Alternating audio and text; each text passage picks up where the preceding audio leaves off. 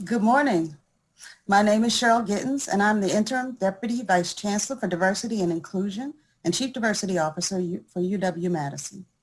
It is my pleasure to welcome you to Diversity Forum 2020, put on by the Division of Diversity, Equity, and Educational Achievement, or DDEEA, in celebrating our 10th year anniversary as a division this year. The year 2020 is one we won't forget for so many reasons. In just the past 9 months, we've experienced a global pandemic, a tipping point in racial injustice, and meaningful movement toward overt social change. The unprecedented loss of normalcy and the resulting sense of chaos has reminded us of our uncommon humanity and vulnerabilities to disease, fear, tragedy, and uncertainty. There has been a global crescendo of broad human issues that we can't avoid. On a positive note, having more time with our families or alone and being plunged into a world of virtual business and communication has renewed our sense of humanity. As Americans, we've become deeply entrenched in our daily routines and comfortable outcomes. We forget about the humans, the individuals, or the impact our habitual actions have. When it's people we know, life stops us in our tracks. When it's people we can identify with, we pause. And when a video or news clip makes it impossible to deny reality, we mobilize around common human reaction. This must change. For me, a second and equal crescendo occurred this year when people came together from all backgrounds, ages, and walks of life to embrace and support one another, to reach out and help, and most importantly, to ask what can they do to work toward long-term change. We immediately began to pay closer attention to racism, bigotry, and xenophobia in our campus community and in our community in which we exist. The pandemic has forced us to stop and work together. We moved to protect the physical health and wellness of our students, faculty, staff, and their families by changing the entire concept of campus-based higher education. We stood in support of our Pan-Asian community members and focused on the special needs of marginalized students. And we assured our youth that protest is a predictive precursor of change. This all points to our collective power. For more than 20 years, UW-Madison has held an annual diversity forum to examine our campus progress toward diversity, equity, and inclusion. I'm really proud to say we're now ready to understand why we are involved in this work and how to do it better as we work mutually toward a better future. To help us reach that goal, we have 2 keynote speakers who specialize in self-discovery, active participation, and person-centered group work. Authors Dr. Robin DiAngelo and Austin Channing Brown both are exceptionally skilled in leading audiences through the uncomfortable discussions of human nature. Remember, real growth and change is uncomfortable. Today we'll examine ourselves together in a no judgment zone. We'll also cover contemporary issues of the day and wrap up our first day with a special guest, Wisconsin's Lieutenant Governor Mandela Barnes, who will participate in a panel you won't want to miss on historic racism, its impact, and what Black men are doing to make systemic change. And we will celebrate progress and success. This year is the 30th anniversary of the Americans with Disabilities Act, which became law in 1990. This extremely important civil rights law prohibits discrimination against individuals with disabilities in all areas of public life, empowering more than 56 million Americans by making it possible for them to participate more inclusively in their communities. Over the next 2 days, I hope we can all sincerely examine ourselves and individual power to create change. I hope we can start to discover ways to keep our diversity, equity, and inclusion work from being artificial applications to produce superficial outcomes or lack of outcomes, and a real inclusion of real people for real reasons. Thank you for joining us. Dig in, get involved, and we hope you enjoy the work we have for you in this year's Diversity Forum, here and now in the virtual world. Now, to MC our first ever virtual diversity conference, it is my pleasure to introduce my campus colleague, Dr. LeVar Charleston, who is the Associate Dean for Diversity and Inclusion at UW-Madison's School of Education. Dr. LeVar. Thank you, Dr. Giddens. Before we begin our programming today, we want to recognize the University of Wisconsin-Madison occupies ancestral Ho-Chunk land, a place their nation has called Day-Job since time immemorial. In an 1832 treaty, the Ho-Chunk were forced to cede this territory. Decades of ethnic cleansing followed when both the federal and state government repeatedly but unsuccessfully sought to forcibly remove the Ho-Chunk from Wisconsin. This history of colonization informs our shared future of collaboration and innovation. Today, UW-Madison respects the inherent sovereignty of the Ho-Chunk Nation, along with the 11 other First Nations of Wisconsin. Today, we honor the indigenous people of Wisconsin as seen through the eyes of another UW-Madison alumnus, David O'Connor, American Indian Studies education consultant in the Wisconsin Department of Public Instruction. He emphasizes the importance of stories and advises educators to reflect on their own stories, cultures, and histories so they are better equipped to teach about others. As we start Diversity Forum 2020, we want to note that O'Connor's focus is on teaching culturally, beyond the foods, festivities, heroes, and holidays. According to O'Connor, an effective way to teach culturally is to take the time and effort to learn along the way with students while integrating and infusing cultural learning naturally throughout the year. That's the key to an inclusive American history.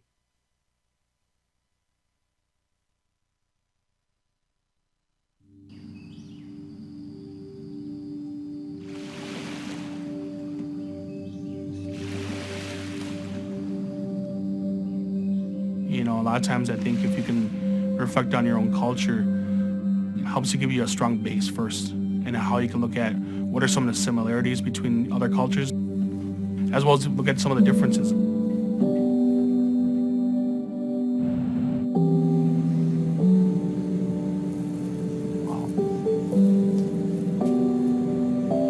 My name is David O'Connor. I am the American Indian Studies consultant here at the Wisconsin Department of Public Instruction. I am a very, very proud educator. I'm also an Anishinaabe, born and raised on the Battle River Band Spirit Chippewa Reservation, which is in Odena. What you cooking for me in there? Oh, making chicken noodles. Smells so good. Smells so good. Good memories all the time, like I said, with a lot of good friends, doing things we loved and enjoyed. This will always be my home. Madison is my home now too. But you know, when I do get the opportunity to come up north, I really enjoy it because I really do miss the area a lot. So one of the first things I always think about when I come up here is Lake Superior itself. When I'm here listening to the waves crash against the shore, it just reminds me that we just need to constantly just reflect and sit back and just enjoy the little things. If you have a strong foundation and have an understanding of who and where you come from, it helps you understand communities or cultures that may be different from your own.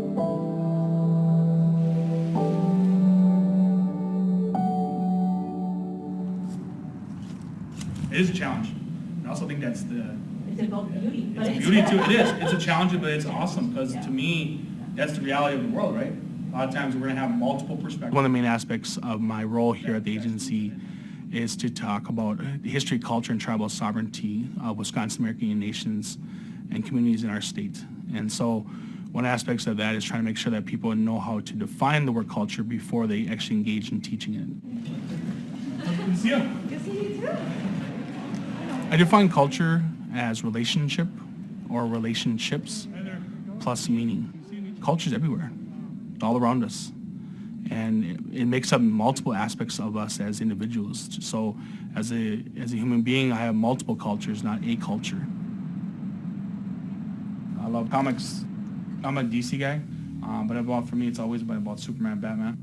When I think about teaching about cultures, that's more the foods, festivities, heroes, and holidays. When I think about teaching culturally, that's where an educator is becoming a guide with their students, meaning that they are learning along the way with them. And so I'm not trying to tell teachers don't teach about cultures, but I don't want them to stop there. I want them to look at it as the starting place. Think about the 3 I's. So the 3 I's is include, integrate, and infuse. So when I look at the word include, that's a stage where you may take a resource or two and may use it to help support your instruction, but you feel like you lack content. When I look at the integrated stages where you're starting to build up your content or information for your learning, you take a couple resources and you plug them in at certain parts of the year, but it's not where it's just natural yet. And when I look at infusion, you as an educator are naturally taking information and not just including it at a certain part of the year, but including it throughout the year.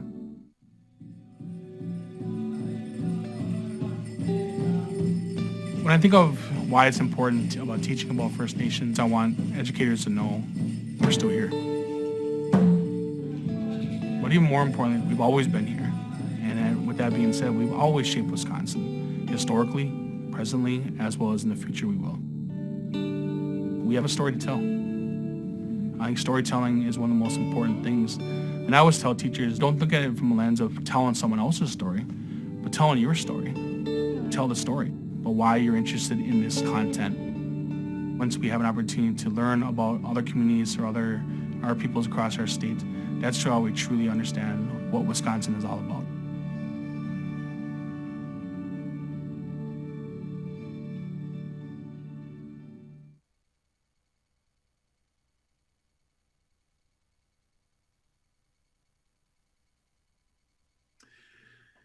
DDEEA supports the mission of the University of Wisconsin-Madison as it works to create a diverse, inclusive, and excellent learning work environment for all students, faculty, staff, alumni, and partners at the institution.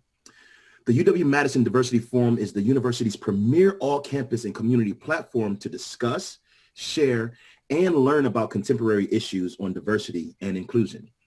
Over the next 2 days, we'll be talking about the need to recognize and address the history of racial and justice disparities. We'll be learning from campus and community leaders at a time our country is reckoning with social justice right in the middle of a global pandemic. Helping make our forum possible is a generous sponsorship by American Family Insurance. Here's Judge Schimmel. Hi, my name is Judge Schimmel with American Family Insurance. I wanted to share how proud we are to serve as one of the supporters to the UW 2020 Diversity Forum. At American Family Insurance, we believe that a strong diversity and inclusion strategy will unleash the brilliance of every person, where inclusion is the key to unlocking the power and potential of diversity. And we're committed to creating positive change in the places where we live and work and do business. We're convinced that the formation of diverse teams with unique ideas will support us in our endeavors to improve and enrich the lives around us. Thanks so much for taking part in these important conversations, and have a great conference. She received her undergraduate degree in economics from the University of Minnesota and holds a doctoral degree from MIT. She has served on the faculty at Princeton, Northwestern, and the University of Michigan, where she was Dean of the Ford School of Public Policy. She came to UW-Madison in 2013. Chancellor Blank is committed to maintaining the university as one of the world's top centers for research and education, and helping UW experts to share knowledge and innovation with the state, the nation, and the world. Please welcome Chancellor Rebecca Blank. Good morning, everyone. Good morning, and thank you, LeVar, for that kind introduction.